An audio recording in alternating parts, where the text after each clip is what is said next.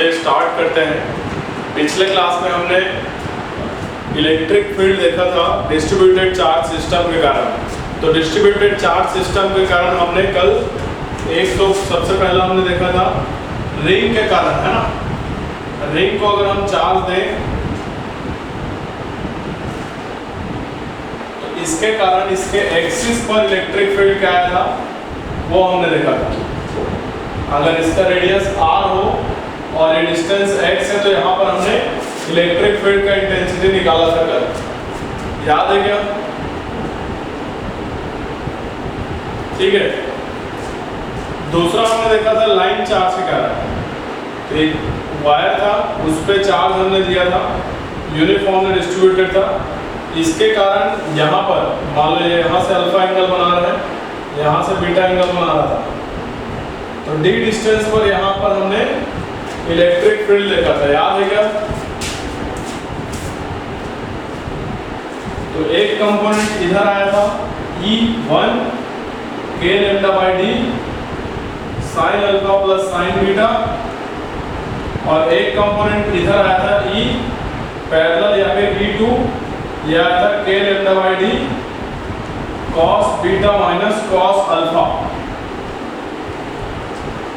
ये मिला था। क्लियर है?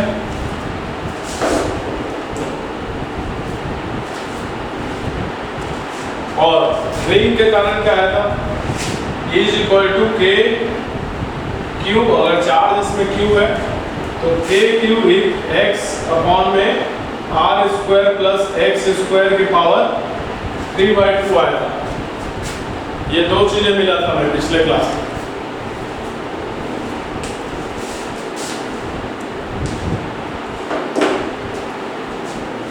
ठीक है, आज देखते हैं हम लोग। अगर एक आर्क है ना, एक चाप है, उसके कारण क्या होगा इलेक्ट्रिक फील्ड, आर्क के कारण क्या होगा। तो अगला देखते हैं।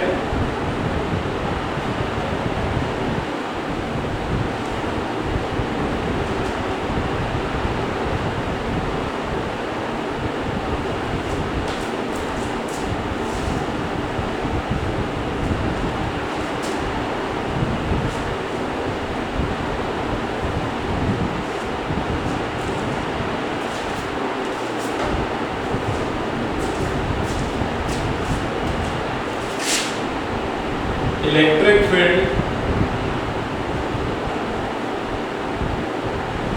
ड्यू टू एन आर या फिर due to uniformly charged arc.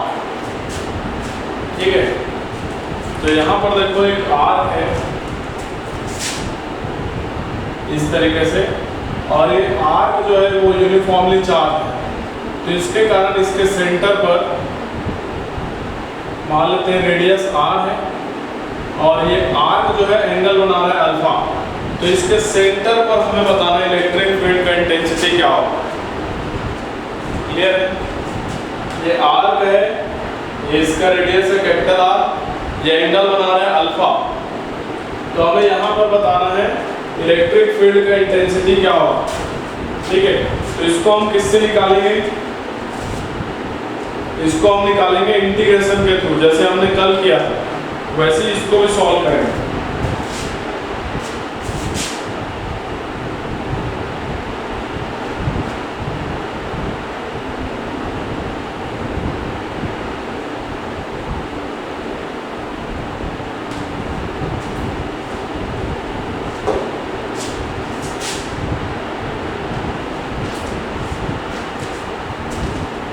देखो, तो हम क्या करते हैं, सबसे पहले यहाँ पर बीच से एक लाइन खींचते हैं, है ना। तो ये अल्फा दो पार्ट में डिवाइड हो जाएगा, अल्फा बाई 2 और अल्फा बाई 2 पे, है ना। यहाँ पर एक हम छोटा सा एलिमेंट लेते हैं, यहाँ पर इसका लेंथ है सपोज करो dx लेंथ, और इस पर जो चार्ज है मान लेते हैं dq। इसके कारण यहाँ पर इलेक्ट्रिक फील्ड का इंटेंसिटी निकालेंगे इस जगह पर, यहाँ पर। क्लियर है?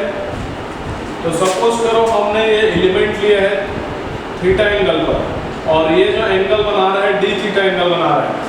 सेंटर पर कितना एंगल बना रहा है? D theta. हमने यहाँ से थीटा एंगल पर एक एलिमेंट लिया है जिसका लेंथ है dx और जिस पे चार्ज है dq, और ये जो एलिमेंट है ये सेंटर पर जो है कितना एंगल बना रहा है? डी थीटा एंगल बना रहा है, ठीक है। तो इसके कारण यहाँ वाले चार्ज के कारण, यहाँ वाले चार्ज के कारण यहाँ पर जो इलेक्ट्रिक फील्ड होगा इधर होगा DE।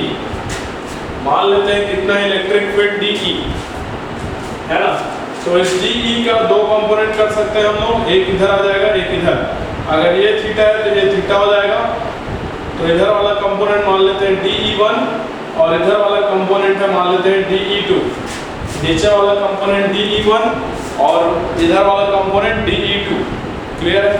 सबसे पहले देखते हैं DE का वैल्यू कितना होगा।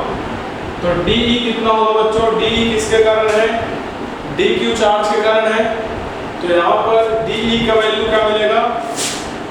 K DQ अपॉन में R स्क्वायर। इसके कारण इलेक्ट्रिक फील्ड क्या मिलेगा?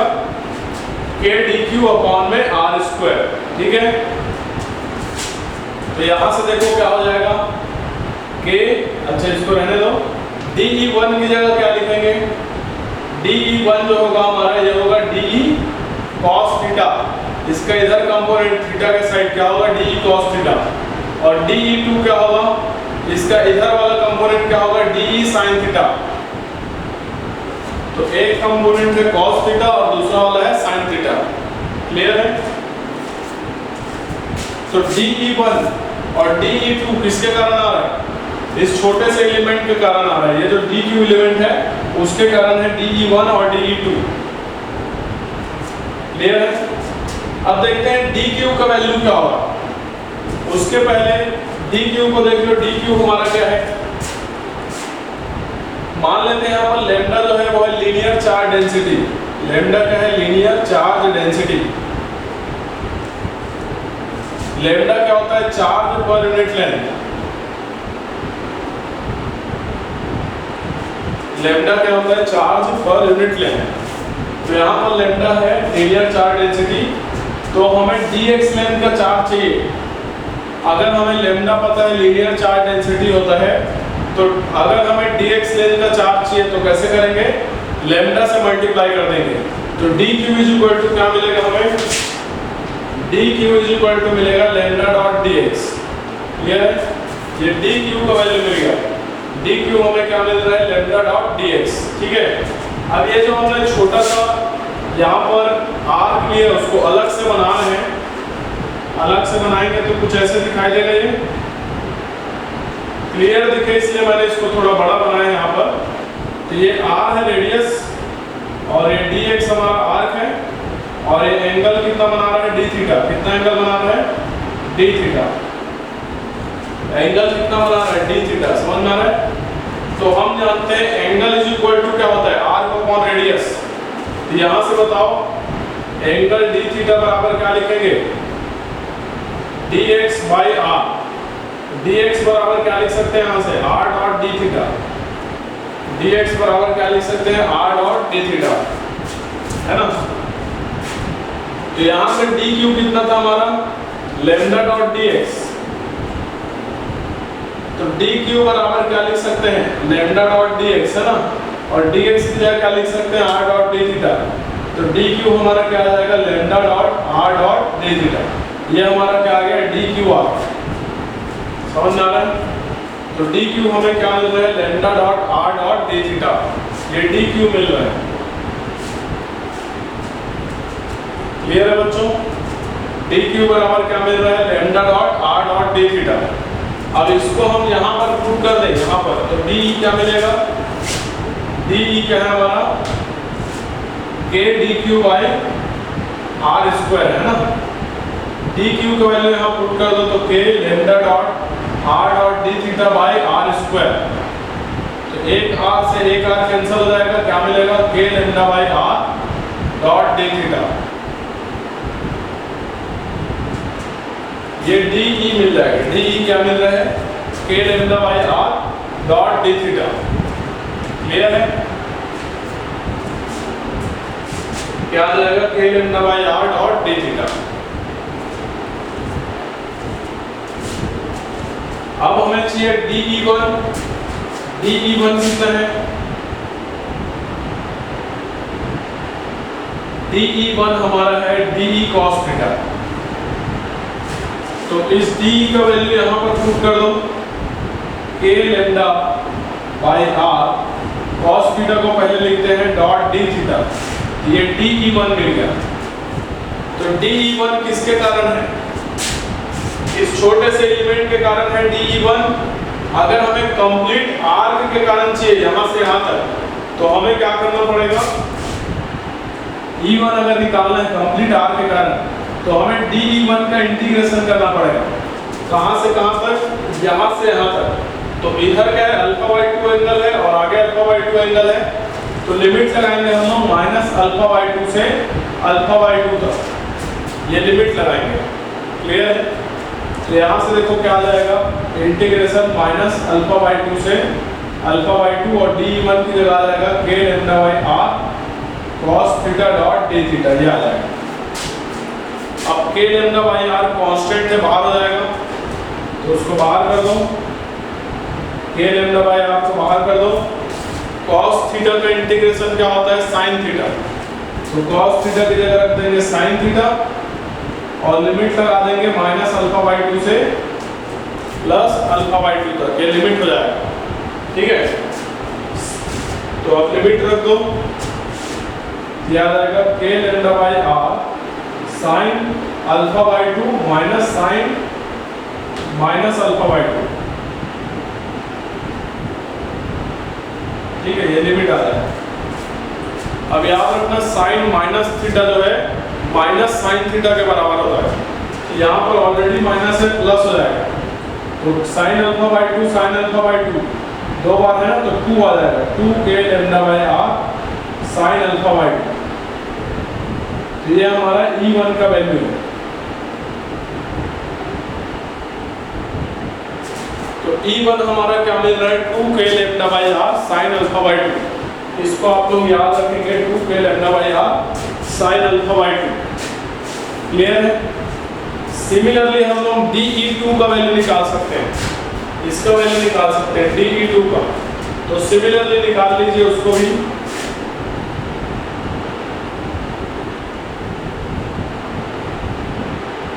जो dE2 है, dE2 क्या आएगा हमारा? dE साइन थीटा है ना। dE का वैल्यू कितना है? k lambda by r d theta, यहाँ पर रख देंगे k lambda by r और sin theta dot d theta, ये हमारा dE2 है। तो E2 लाने के लिए हमें क्या करना पड़ेगा? इंटीग्रेशन माइनस अल्फा बाई 2 से alpha by 2 k lambda by r sin theta dot d theta. dE2 का इंटीग्रेशन करना पड़ेगा, लिमिट लगाएंगे कहाँ से कहाँ तक? माइनस अल्फा बाई 2 से प्लस अल्फा बाई 2 तक का लिमिट लगाएंगे। k lambda by r constant है, बाहर निकाल लेंगे इंटीग्रेशन से। sin थीटा का इंटीग्रेशन होता है माइनस cos थीटा, लिमिट लगेगा माइनस अल्फा बाई 2 से अल्फा बाई 2 तक। तो ये आ जाएगा k lambda by r minus cos alpha by 2 और minus minus plus cos minus alpha by 2, ये आ जाएगा। अब देखो ये क्या मिलेगा? k lambda by r minus cos alpha by 2 और ये माइनस की जगह ये प्लस ही रहेगा, cos अल्फा बाई 2। ये कैंसिल हो जाएगा, ये क्या मिलेगा? 0। E2 हमें क्या मिलेगा? 0 मिलेगा। E1 हमें मिलेगा 2k lambda by r sin alpha by 2 और E2 का वैल्यू 0 मिलेगा यहाँ पर। नोट कर लीजिए इसको।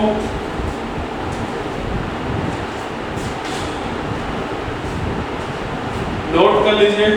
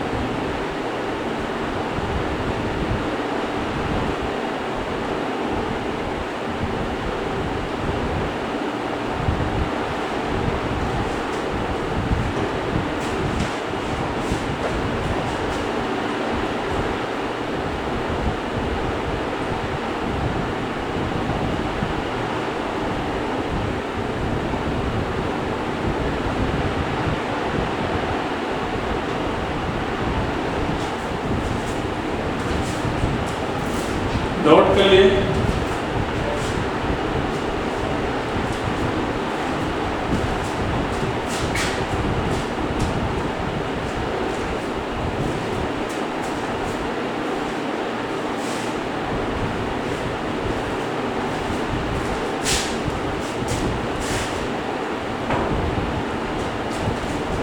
नोट कर लीजिए जल्दी से।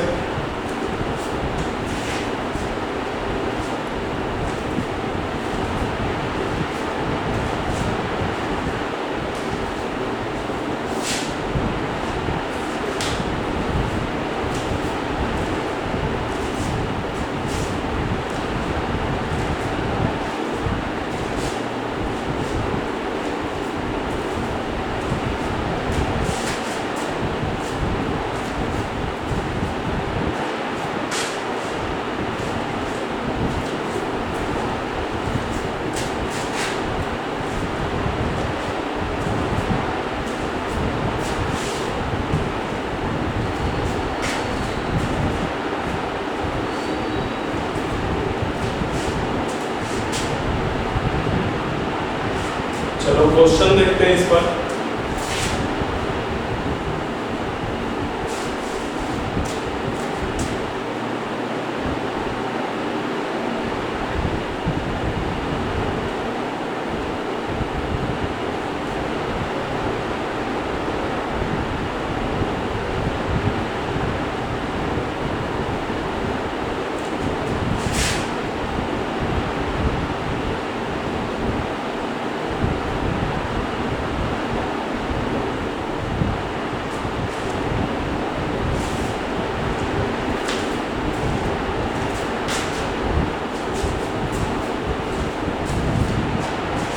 क्वेश्चन है फाइंड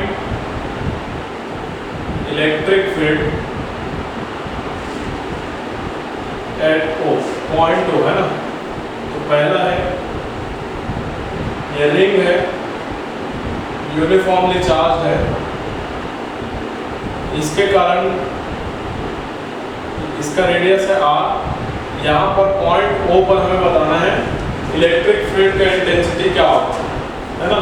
पहला ये हो गया। दूसरा, यहीं पर अगर ये रहता, ये सेमी सर्कुलर है और ये उसका भी आधा है,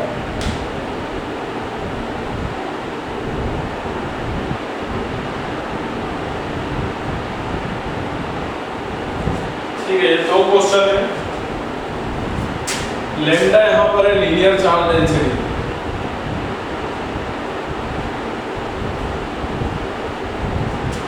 चलिए सॉल्व कीजिए इसको जल्दी से।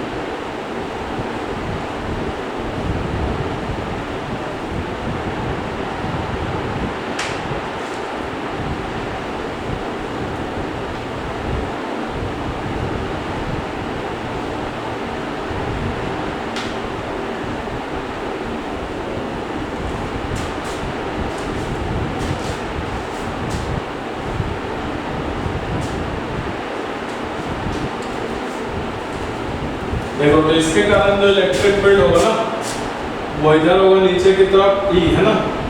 और E का वैल्यू क्या होगा, फॉर्मूला देखो अभी हमने निकाला था, क्या था 2k lambda by r sine alpha by 2। यहाँ पर जो अल्फा है ना ये एंगल है, अल्फा इज इक्वल टू यहाँ पर है पाई, तो अल्फा इज इक्वल टू क्या है पाई, तो अल्फा इज इक्वल टू है पाई। यहाँ पर रख दो तो क्या आ जाएगा 2k lambda by r sine pi by 2। Sine pi by 2 का वैल्यू कितना होता है, साइन 90 है ना, साइन 90 का वैल्यू कितना होता है 1, तो इसकी जगह 1 आ जाएगा, तो ये क्या मिलेगा 2k लैम्डा बाई r। ये आंसर हो जाएगा, ये आंसर है। आंसर क्या है 2k lambda by r। Clear है। वैसे इस वाले क्वेश्चन को बनाओ। यहाँ पर देखो इलेक्ट्रिक फील्ड किधर आ जाएगा, इधर आ जाएगा ई।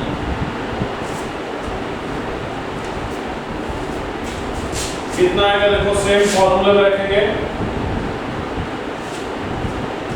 यहाँ पर जो अल्फा का वैल्यू है ना, अल्फा का वैल्यू क्या मिलेगा यहाँ पर,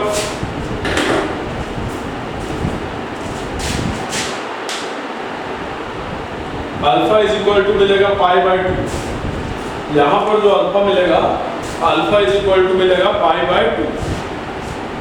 तो यहाँ से देखो ई बराबर क्या आ जाएगा, 2k lambda by R sine alpha by 2 है ना, अल्फा की जगह पाई बाय 2 रखेंगे तो ये पाई बाय 4 हो जाएगा। क्या हो जाएगा, पाई बाय 4।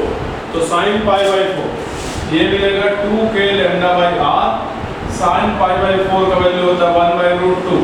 तो 2 से √2 को डिवाइड करेंगे तो आएगा √2 k लैम्डा बाय आर, ये ई मिल जाएगा। तो सेकंड वाले के लिए ई जो मिलेगा वो मिलेगा 2k lambda by are. Note कर लीजिए।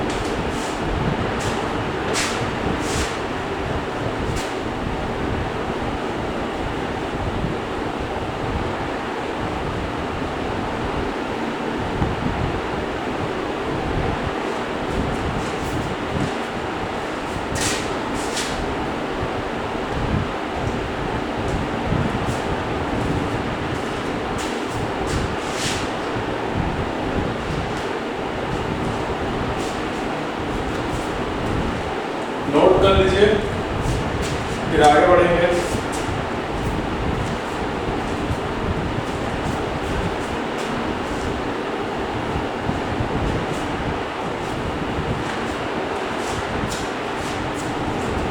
हो गया।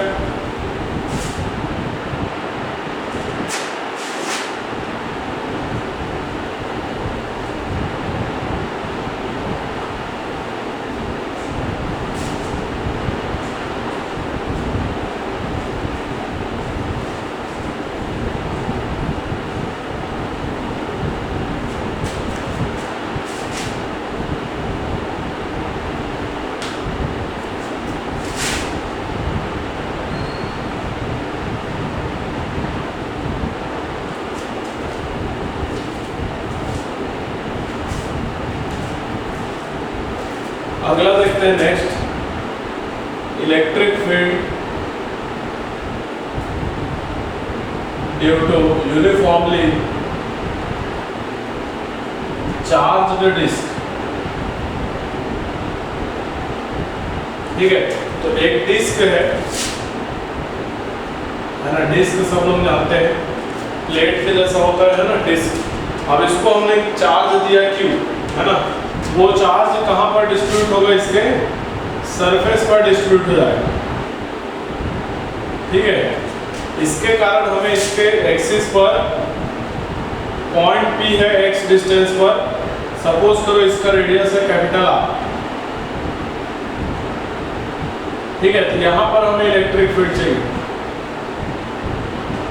यहां पर हमें इलेक्ट्रिक फील्ड चाहिए पॉइंट P पर। क्लियर है? यहाँ पर कैसे निकालेंगे, यहाँ पर यूज होगा सिग्मा। सिग्मा क्या होता है, सरफेस चार्ज डेंसिटी। तो सरफेस चार्ज डेंसिटी, या फिर इसको हम बोल सकते हैं charge per unit area. Clear है? क्या बोल सकते हैं, चार्ज पर यूनिट एरिया। तो जैसे हमने पिछले वाले क्वेश्चन में किया था कि हम एक एलिमेंट लेते थे है ना, छोटा सा एक चार्ज लेते थे dq चार्ज, वैसे यहाँ पर भी लेना पड़ेगा। तो यहाँ पर हम बेसिकली क्या लेंगे, एक रिंग लेंगे, यहाँ पर एक रिंग लेंगे ऐसे करके।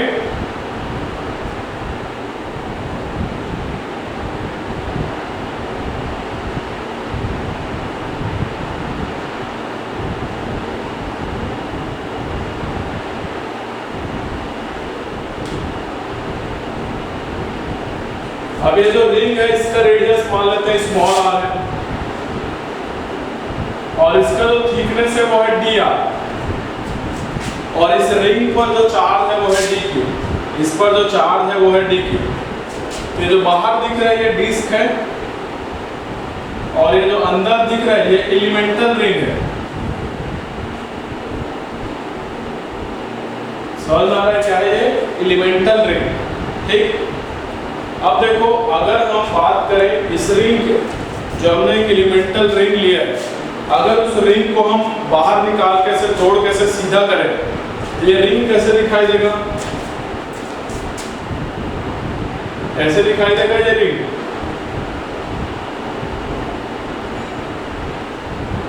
ठीक है, रिंग का लेंथ कितना होगा? 2 पाई आर, जो सर्कल का लेंथ है ना, उतना ही इसका लेंथ होगा। और इसका थिकनेस कितना होगा? D R. थिकनेस हो जाएगा डी आर और लेंथ कितना हो जाएगा? 2 पाई आर। इस पर चार्ज कितना है? D Q. इस पर चार्ज कितना है? D Q.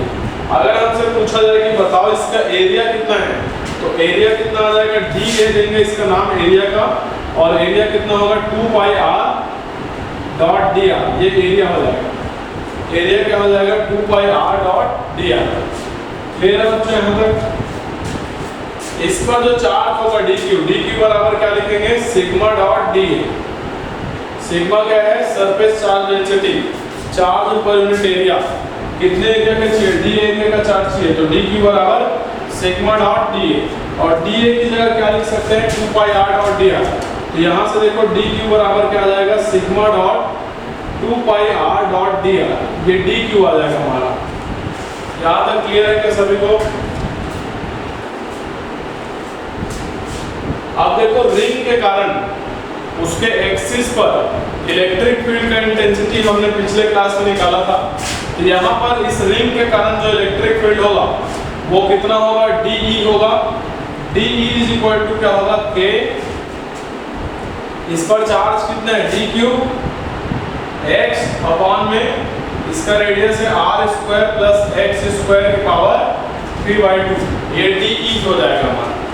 क्लियर है यहाँ तक बच्चों? ये क्या है? डीई। देख लीजिए डीई। ठीक है,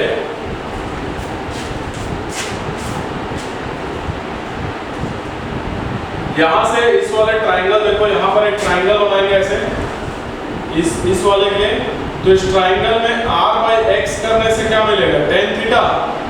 परपेंडिकुलर अपॉन बेस करने से क्या मिलेगा? tan theta. तो r बराबर क्या मिलेगा? x tan थीटा मिलेगा, है ना? अगर इसको डिफरेंशिएट करेंगे तो dr बराबर क्या मिलेगा? x sec square theta dot d theta, ये मिलेगा। ये dr का वैल्यू हो जाएगा, है ना? तो यहाँ पर dr की जगह आप ये पुट कर सकते हो। क्लियर है बच्चों? तो de हम लोग क्या रख सकते हैं? de की जगह यहाँ पर जो है de है, de की जगह क्या रख सकते हैं? देखो के d क्यूब की जगह रखेंगे हम लोग सिग्मा 2 पाई r डॉट dr, सिग्मा 2 पाई r डॉट dr। x को x रहने दो, और r स्क्वायर की जगह हम क्या रख सकते हैं? x tan थीटा का स्क्वायर, मतलब ये आ जाएगा x square tan square theta plus x square, और पूरे की पावर कितना आ जाएगा? 3/2 आ जाएगा। यहाँ तक क्लियर है क्या? नोट कीजिए यहाँ तक।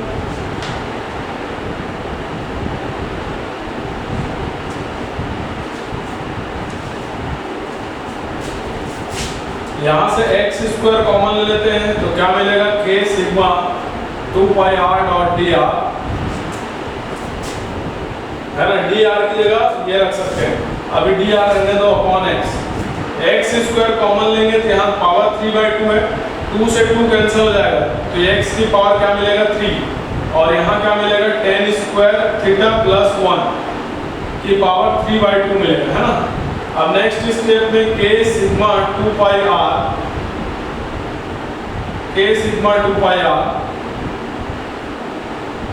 डॉट dr की जगह हम क्या लिख सकते हैं? dr की जगह यहाँ से देखो x sec square theta dot d theta लिख सकते हैं, डिवाइड बाय क्या आ जाएगा?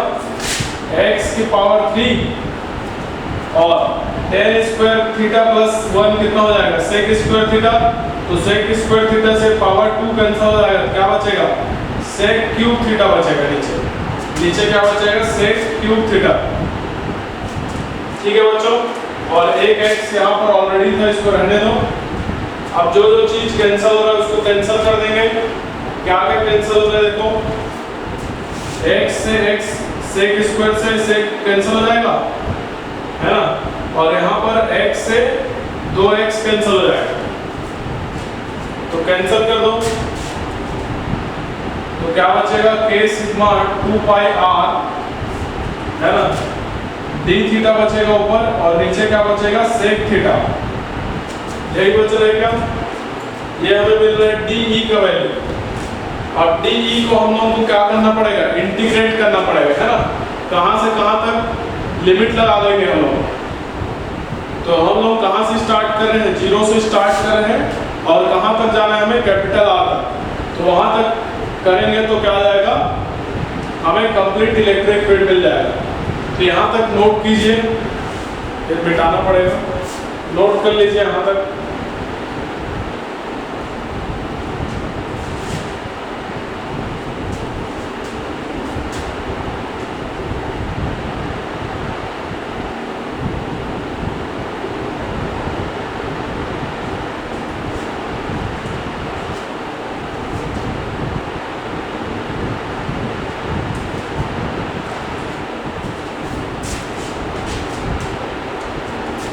इसमें देखो r का वैल्यू हम लोग क्या पुट कर सकते हैं, r की जगह x tan थीटा पुट कर सकते हैं आप, एक x बचा हुआ था ना यहाँ पर, तो पुट कर देंगे, क्या मिलेगा देखो,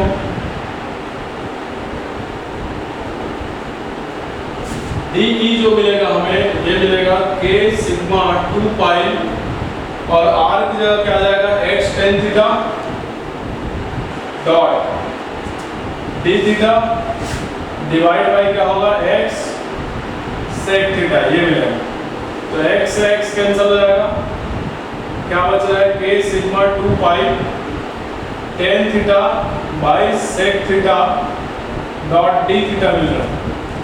अब tan थीटा को हम क्या लिख सकते हैं, sin theta by cos theta, और 1 बाई sec थीटा को क्या लिख सकते हैं, cos थीटा, तो लिख लीजिए यहाँ पर de इज इक्वल टू आ जाएगा k sigma 2 pi sin theta by cos theta into cos theta dot d theta आ जाएगा, cos थीटा से cos थीटा कैंसिल, तो ये मिलेगा k sigma 2 pi sin theta dot d theta, ये हमें de मिलेगा, क्या मिल जाएगा बच्चों, de मिल जाएगा, ठीक है।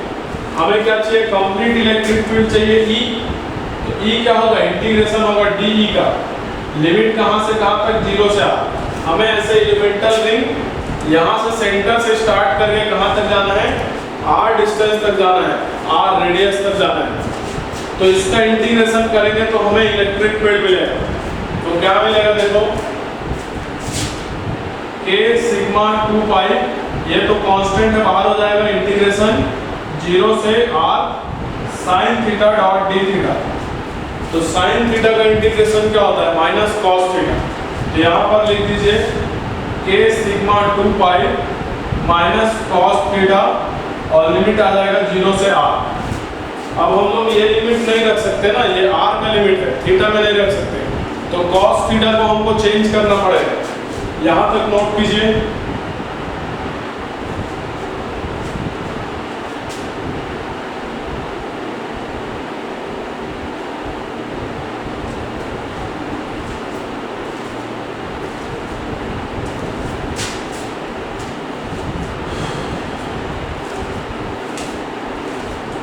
नोट कर लीजिए यहाँ तक।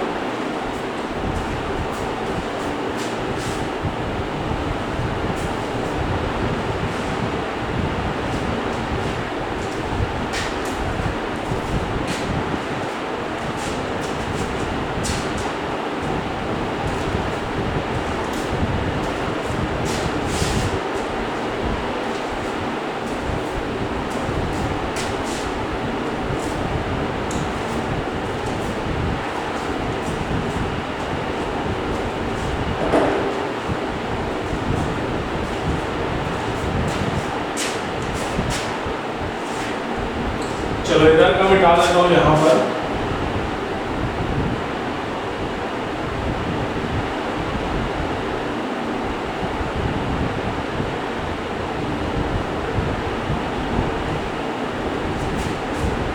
देखो cos थीटा की जगह हम लोग क्या लिख सकते हैं?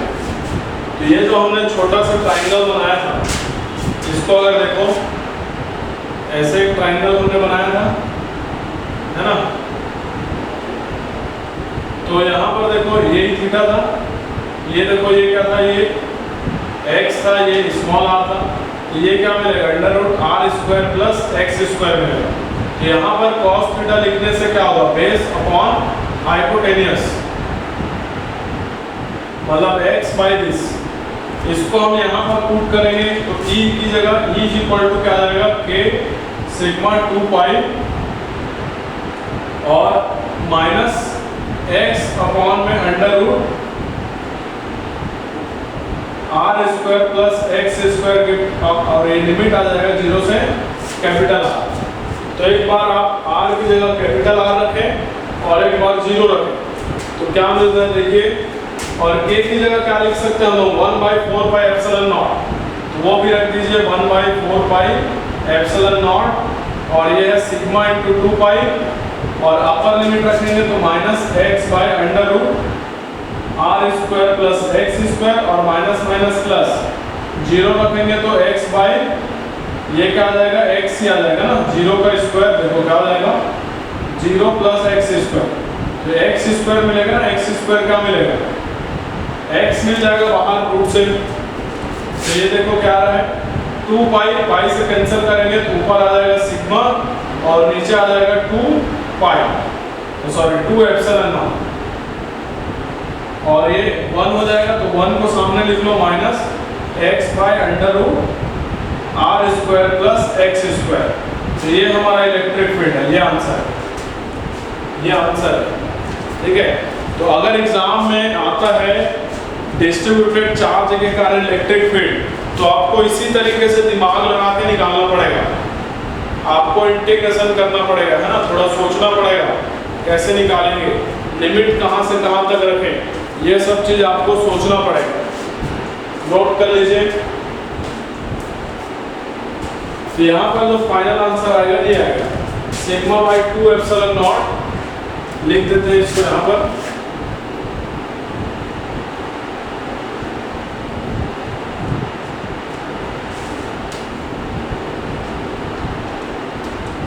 क्या आएगा? E is equal to sigma upon 2 epsilon naught 1 minus X by R square plus x square, ये मिलेगा, ठीक है, ये मिलेगा, नोट कर लो।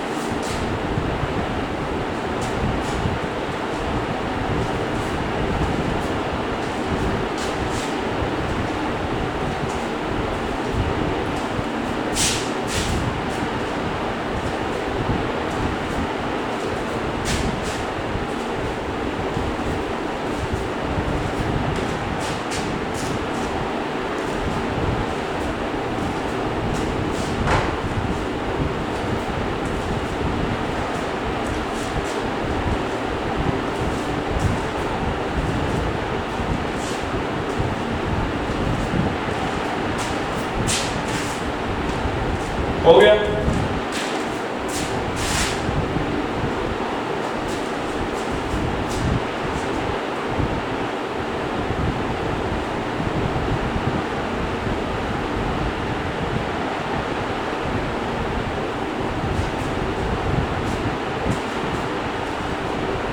तो डिस्क के कारण उसके एक्सिस पर x डिस्टेंस पर इलेक्ट्रिक फील्ड का फॉर्मूला ये होगा, इसका रेडियस कैपिटल R है डिस्क का, तो sigma by 2 epsilon naught bracket में 1 minus x by under root are square plus x square. और ये आता कैसे है वो मैंने सिखा दिया आप लोगों को, तो आप खुद से भी एक बार ट्राई कीजिएगा इसको बना के।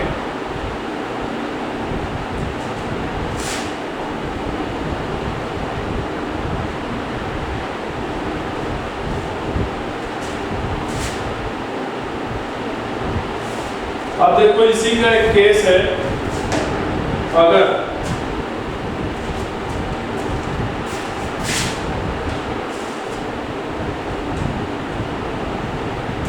हम बोला जाए electric field due to uniformly charged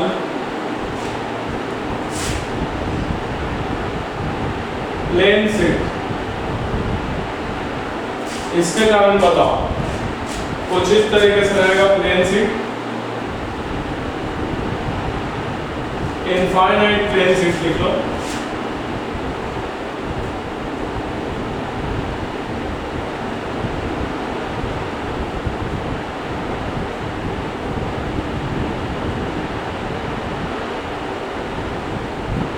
ये प्लेन शीट है ना। अब यहां से x डिस्टेंस पर यहां पर इलेक्ट्रिक फील्ड का इंटेंसिटी चाहिए। तो ये कैसा हो गया, ये जो डिस्क है ना, डिस्क, अगर इस डिस्क को हम इनफाइनाइट ऊपर और नीचे खींच दें तो हमें ये चीज मिलेगा, ये प्लेन शीट मिलेगा। समझ में आ रहा है? अगर हम इस डिस्क को ऊपर नीचे इनफाइनाइट खींच देते हैं, समझ में आ रहा है? तो ये जो हमारा इलेक्ट्रिक फील्ड का फॉर्मूला है, यहीं पर अगर ये r का वैल्यू इनफाइनाइट हो जाए तो हमें ये केस मिल जाएगा। r का वैल्यू अगर हम इनफाइनाइट रख दें, ठीक है, तो r का वैल्यू इस फॉर्मूले में इनफाइनाइट रख दो, क्या आएगा देखो। तो E जो है हमें मिलेगा सिग्मा बाई 2 एप्सिलॉन नॉट और 1 minus x by under root r की जगह इनफाइनाइट का स्क्वायर प्लस x स्क्वायर हो जाएगा। क्लियर है? अब इनफाइनाइट का स्क्वायर इनफाइनाइट होगा और इनफाइनाइट में कुछ जोड़ेंगे तो भी इनफाइनाइट होगा। अब x को इनफाइनाइट से डिवाइड कर रहे हैं तो क्या मिलेगा, 0। तो क्या मिलेगा, 1 माइनस 0। तो E is equal to sigma by 2 epsilon naught 1 minus 0 मिलेगा। ये क्या मिलेगा, सिग्मा बाई 2 एप्सिलॉन नॉट, ये E मिल जाएगा। ये हमें क्या मिलेगा बच्चों, E मिलेगा।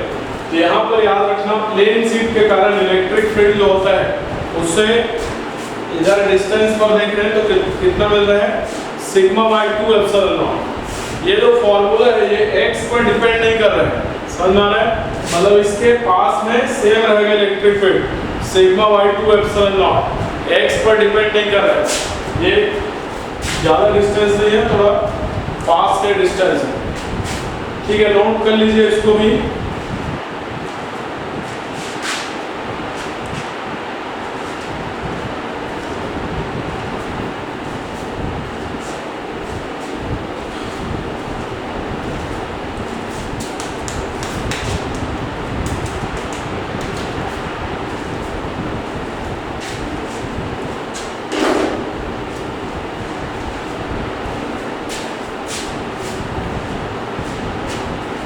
तो आज हमने क्या क्या चीज पढ़ा। पहला तो हमने देखा अगर एक आर्क है तो आर्क के कारण इलेक्ट्रिक फील्ड क्या होगा, है ना, उस पे क्वेश्चन किया हमने। उसके बाद में हमने देखा अगर एक यूनिफॉर्मली चार्ज डिस्क है, उस डिस्क के कारण इलेक्ट्रिक फील्ड क्या होगा, ये फॉर्मूला आता है। उसके बाद में थर्ड हमने देखा प्लेन शीट के कारण क्या होता है इलेक्ट्रिक फील्ड, तो क्या होता है सिग्मा बाई 2 एप्सिलॉन नॉट। तो आई होप आपको समझ में आया होगा आज का क्लास। सैटरडे को टेस्ट होगा तो आप एक बार तैयारी कर लीजिएगा, सभी बच्चे ध्यान दें।